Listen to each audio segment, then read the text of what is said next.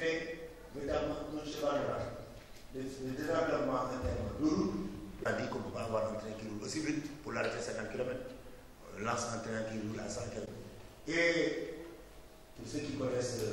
l'histoire de France, l'histoire de France, la région qui est supposée être le jardinier des rêves, où le monsieur a déjà bâti tout son futur. Ne pas donner l'homme état, c'est là où commence. Chaque jour on en a. Si d'aucuns sont capables de donner des enfants qui meurent pour la nation, si vous avez des terres qui sont impactées par la Géroute, j'aurais même des scrupules à me faire rembourser. Et vous savez que j'ai pris la moitié de mon terre, de mon champ à Saint-Louis, et je n'ai jamais été indemnisé. Donc nous insistons, monsieur le maire, pour que monsieur Gaïba, qui est le chef d'antenne, je repose sur ces deux positions d'ailleurs, pour m'échapper à chaque fois que qui est tellement un homme d'expérience.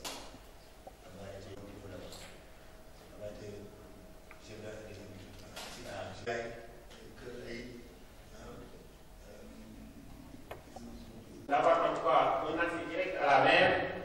l'autoroute a contourné le lac Rose au sud. Donc, on a tenu des séances de travail avec eux pour ultérieurement le développement de cette zone qui est en tout cas. jërëjëf salaamaaleykum maa ngi leen di gërëm di leen sant ci seen teewaay di leen wax rek ne li ñu indi woon fii mooy waxtaane ñaari autoroute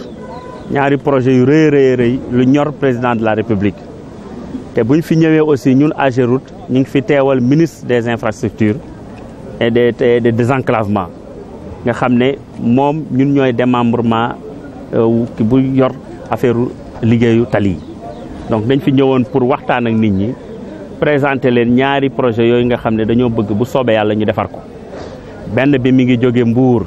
jëm Kaolack fa mu déparé xam ngeen ko Dakar la commencé Dakar ba Mbour presque pare nañ ko dañoo bëgg mu jóge Mbour continuer ba Kaolack bi ci des Dakar lay jóge fa nga VDN bi jeexee Tivaouane Peulh wuti Ndar jaar ñaar yëpp nag day jaar ci région de Thiès te xam ngeen Thiès importance bi mu am ci Sénégal ndax booy génn Dakar mënoo fexe ba doo jaar Thiès donc Thiès ci boppam fa la nit ñi jaar pour séddale le reste ñi jëm ci yeneen dëkk yi donc loolu mooy importance li tax ñu ñëw Thiès waxtaan ak nit ñi pour ñu xam li ñuy mébét li président de la république bëgg pour ñu def ko ci ñaari projet yu mag a mag yi waxtaan wi nag li ko gën a soxal mooy du ñëw rek wax leen dañuy defar tali kër que non tali bi fi muy jaar ñan lay laal ban yëf lay indi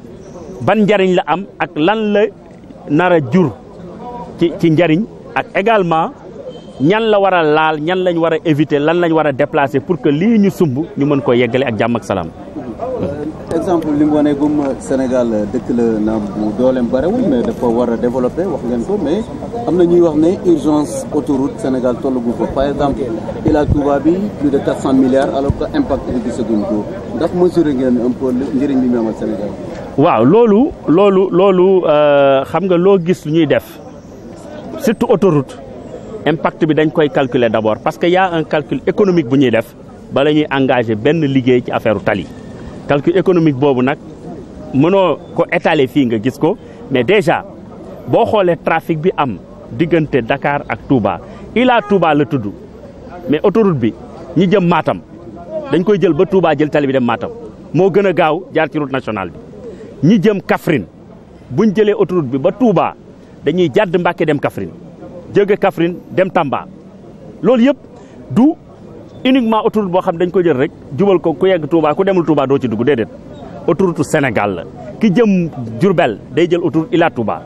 ki jëm Bambey day jël autoroute Ila Touba ki jëm Tivaouane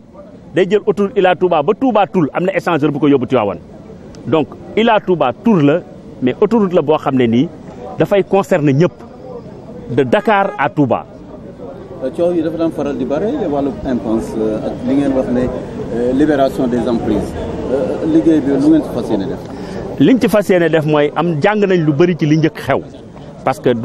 lii mooy doon ñetteel wala ñeenteelu autoroute yi ñuy def yi ñu njëkk a def nag jàng nañ ci lu bëri ci problème mu impense yi li waxtaan bi démarche bi ñu war a def waxtaan ak population yi ci loolu ñu jaar ci préfet yi sous préfet yi maire yi élus yi en général waxtaan ak ñoom ñu yeggale loolu population yi ba pare ñun ñu ñëw ci localité yooyu toog ak population yi convoqué chef de quartier yëpp ñu toog ñu waxtaan ci li ñuy def ñëpp xamee ne lii moo tax ñoo tax a jóg d'abord li ñuy def pour Sénégal la mais pour Sénégal la waaye ñoom dinañ ci gis seen bopp en terme de ku doon bay fi dinañ fexe ba nga mën a bay feneen te du la yàqal dara.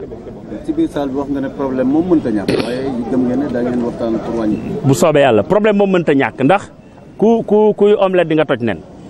waaye dinañ def tout ba lépp luñ ciy def nit ñi mën a xam ne gis ci seen bopp ba nga xam ne bu yàqu-yàqu di amit du bari parce que defar a tax ñu jóg te aussi buñ ko defaree ba pare ñi ciy gis seen bopp dinañ bari trop par rapport li ñu yaakaar ne yàq nañ ko. yeneen tronçons yi ngeen commencé fan ngeen ci yi ñu commencé Ila Touba bi yoonu Mbour bi jëm yoonu Sindia Mbour am nañ yaakaar ne décembre bi bu soobee yàlla dinañ ko mën a tijji incha allah. jërëjëf ñëpp di gërëm presse bi di gërëm maire yi di gërëm service technique yi nee naa li waral suñu jotaay bi tey mooy ministre Abdoulaye Daouda Diallo ministre des infrastructures daf ñu woo boole ñu ak waa AGEROUTE mooy directeur général Ibrahima Ndiaye ak mboolem équipe am te ki nga xam ne moo jiite équipe bi fii si région de Thiès muy monsieur Khoultou Ndiaye ak seen équipe bi jógee foofu équipe technique bi ñëw pour waxtaan ak ñun si télé bi nga xam ne moom la ñuy wax Côtière mu war a jógee Dakar dem ba Ndar ak autoroute bi nga xam ne dafa war a jógee Mbour dem Kaolack ak jaar Fatick loolu nag li si njëkkoon d'abord mooy nit ñi xam ne projet bu taxaw la parce que ñu bëri ñoo naan gouverneur dégg naa télé bi fii lay jëm fii lay jaar fii lay dugg il fallait que ñu xamal leen ne que projet yi nii la tëddee defe naa ne bi ñu waxtaanee ak yéen gis ngeen li nga xam ne mooy yoon bi fu muy jaar dëkk yi muy romb tool yi mu nar a jaar village yi mu nar a romb yëpp ñu xam ko ñu xayma loolu xool ni nga xam ne ku nekk ñu nar a jëflante ak yow pour mën a régler problème yooyu pour que tëli yooyu mën a jaar fi ñu war a jaar mu nekk njëriñu réew mi wax naa sànq si nasaraan ne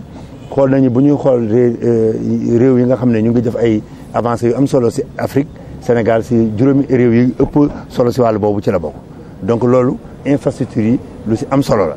ndax nag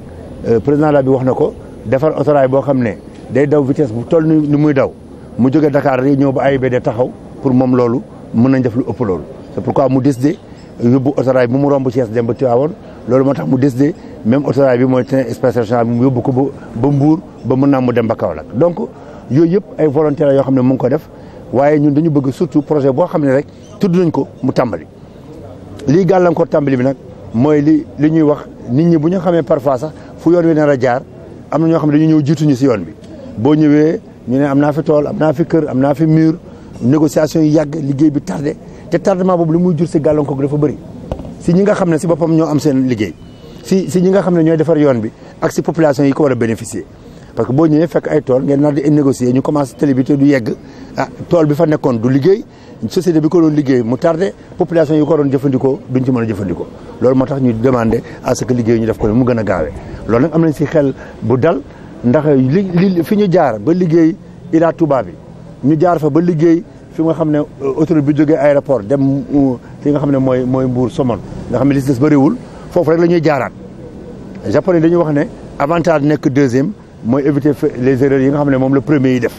xam nañu fi ñu jaaroon xam nañ gàllankoor yi donc nag xam nañ buntu ñu war a mën a jaar pour éviter yenn gàllankoor yi loolu mooy li nga xam ne tënk nañ ko fi di ñaan service yi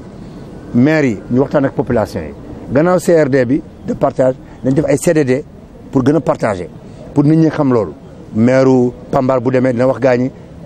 fii yoon bi di jaar te mu am fu mu ko teg maire Mewane dina wax fii lay jaar ñu ñëpp fagaru xaar yoon bi bu ñëwee ku nekk li nga si war a am nga am ko si li nga si war a moytu nga moytu ko si fi may jeexalee mooy président la bi daf ñu sant premier ministre biral ko ministre de l'intérieur wax ko ak ministre des infrastructures mooy projet bu ñëw si benn diwaan lu mu am solo nañ fexe ba population yi fa nekk buñ si loru benn yoon maanaam nañ leen si jàppale na projet bi jaar yoon waxuma nag ñu def ay massa pour bëgg lu neex nit ñi déedéet dañu jël yoon bi def ko fu mu war a jaar waaye ñu fexe ba jàppale ñi nga xam ne yoon bi concerné leen ñu jàppale leen ba ñoom seen bopp ñu gis seen bopp si yoon boobu loolu mooy li nga xam ne moom la ñu taxaw moom la AGEROUTE taxaw moom la ñëpp taxaw te ñu ngi ñaan yàlla may ñu mën a def loolu ndax loolu mooy njëriñu Sénégal mooy tax Sénégal jëm kanam jërë ngeen jëf wasalaam. si wàllu ñàkk lor boobu est-ce que yaa ngi doon annoncé ne waa Diass dinañ leen jox ay 300 hectares est-ce que waaw loolu liggéey bu weesu la dama ne bi ñuy dédommagé AIBD population yi nga xam ne ñoo nekk Kër Moussa dañoo jël seen i tool tabaxal leen ay kër toj seen i kër ñoom ak jël seen i tool ñu jox leen ay kër ñu tëkk fa ñu jox leen ay tool dans le même ordre ñi nga xam ne ñoo dëkkoon Njas ñoom dañoo jël seen i tool waaye tojuñ seen i kër waaye nag si seen tool yi lañ doon dunde donc c'est légitime que ñoom ñu demandé comme ni ñu ko defalee ñi nga xam ne ñoo féetee maanaam bët gànnaar mooy nord bi mooy waa Kër Moussa que ñoom ñu defal leen la même chose parce que boo xoolee aéroport bi li gën a bëri si ay structures yu bëri si biir Njas la féete piste yi ñu ngi si côté Njas les logements d'astreinte yi ñu nekk tabax foofu mu ngi si biir Njas ñoom ils ont demandé et ñu ngi liggéey si ñoom tamit ñu dédommager leen si loolu pour ñu jox leen 300 hectares mënuñ jël forêt bi yëpp déclassé ko parce que forêt classée am solo waaye li nga xam ne techniquement war na mën a def mën na am ñu mën a répondre loolu ndax population itam mënuñu ñëw toxal leen seen i tool ba pare bàyyi lañ toog di xool di xoole amuñ lu ñu def dina am ñoo xam ne seen liggéey ak seen njaboot wax naa ko aéroport beeg yeneen liggéey lay doon mais ñi nga xam ne si tool bi lañ doon jàpp muy seen i jardin muy seen i mbir laaj na en terme d'équité comme boo leen tere lii nga am loo leen jox loolu mooy li nga xam ne bëggoon naa ko jërë ngeen jëf wasalaam